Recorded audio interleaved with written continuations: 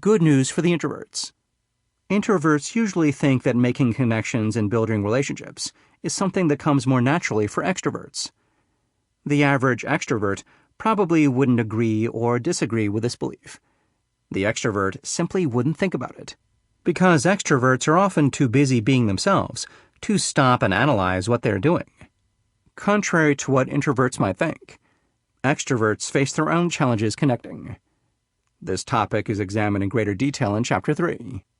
But for now, introverts should know that they can feel completely at ease in business and social situations too, and that being introverted can be a strength.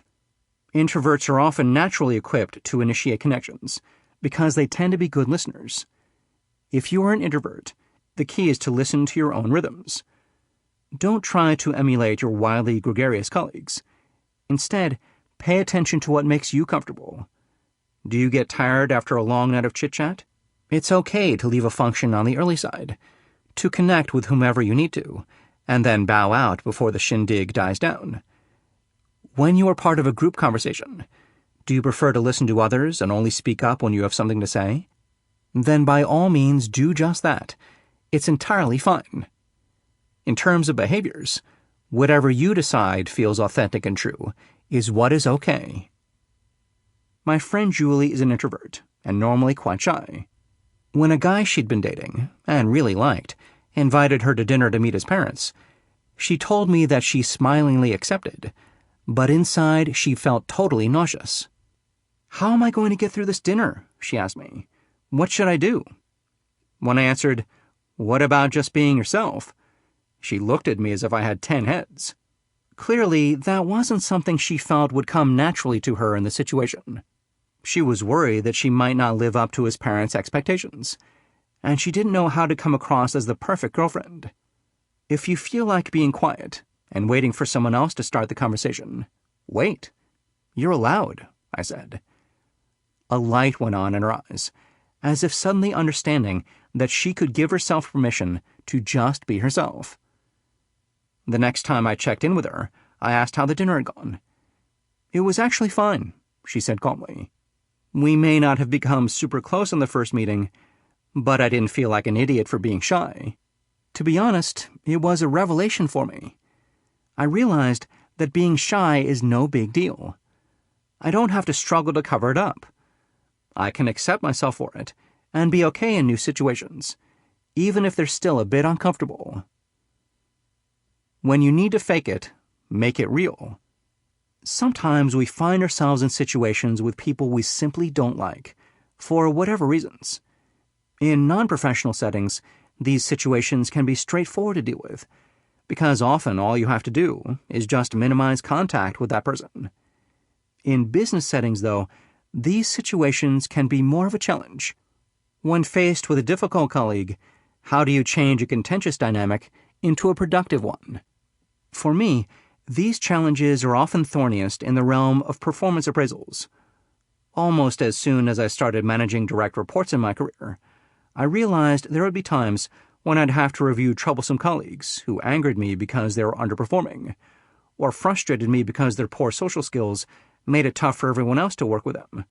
But how could I evaluate their performance in a way that would enhance the professional environment, not damage it? My first full-time job was at an accounting firm. During my second year, I was managing an auditing team that included a young guy named Kevin. And Kevin just didn't get it.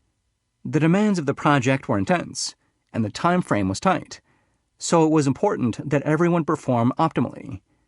Still, at the end of each round of work, there would be numerous tasks that Kevin had messed up, and the rest of us had to put in a good amount of extra time cleaning up after him. Needless to say, this made me extremely frustrated. At the end of the audit, I had to give Kevin a performance review. I was angry about the extra work he caused for me and others, but I couldn't go into the performance review feeling bitter about him, because that would have demonstrated poor management skills and not contributed anything positive to the situation. So what did I do? After much grappling and some sleepless nights, I finally found the good. I thought extensively about the conundrum of Kevin, and realized that although he did have some deficits, if I was going to be honest, he also had some incredible strengths. He came to the office every day with a smile on his face, and he had established the best rapport of any of us with a client. If pieces of information needed to be procured, Kevin was always the first one to be able to get them. So I went into Kevin's review with both the pluses and minuses of his performance in mind, and we were able to discuss them honestly. Through this open dialogue, we realized that there were things about his current situation that didn't feel right for him either. So we devised a work plan that would keep him in the company, but get him trained in a department that was a better fit for him. We instituted the plan, and his professional life thrived. That was a powerful lesson for me. It taught me that an important part of being authentic is staying open to finding what makes others authentic as well. Despite my initial resistance and doubts, I found a way to connect with Kevin's authentic assets and strengths, and this benefited us both. Live the law. Find the good. Sometimes we're in situations where we have to deal with people we may not like. Our gut reaction may be to try hiding our true feelings, while in our minds we fume about how irritating the person in question is. The problem, of course, is that these attempts to hide our true feelings require us to be fake, and more often than not, such behaviors are completely transparent. For goodness sake, when dealing with a difficult acquaintance or colleague, don't plaster on a forced smile, or get all sugary sweet trying to hide your venom, and don't try to ignore someone who gets under your skin. Instead, find the good. Often, people who have qualities opposite from ours make us uncomfortable, and conversely, people who are too similar to us can make us flinch. Both these situations create great opportunities for appreciating ourselves and those around us. Can you find compassion and understanding for the person whose strengths might be your own weaknesses? Can you find compassion and understanding for the person who reflects things back to you about yourself that you'd rather not face? Just as importantly, in either situation, can you find compassion and understanding for yourself? With unbiased eyes, look at the person who's under your skin and find something that you can admire or appreciate. Identifying these traits will transform your experience of that person, and your conversational ease and more relaxed body language will come from an authentic place.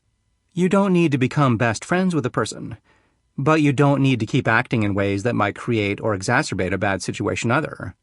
When you can focus on what you truly do appreciate about other people, their likability, and yours, will naturally increase. The networking application.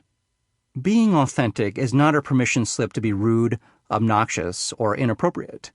It means connecting with your true self and letting it shine through so that others can connect with you too.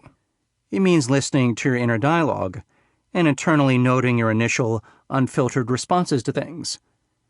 It also means taking situations that seem daunting, uncomfortable, or just plain difficult, and finding ways to approach them with a true, engaged you.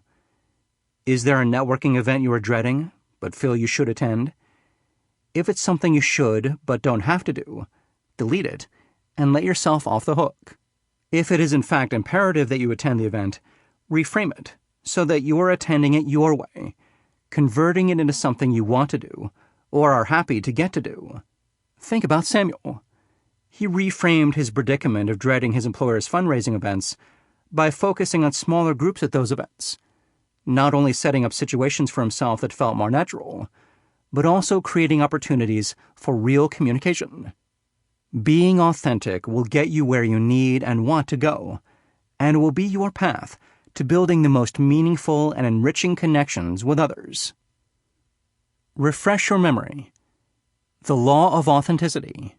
The real you is the best you. Be your true self.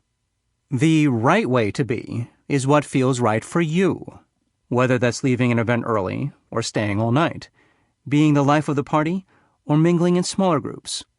Do what feels authentic for you, and people will respond positively.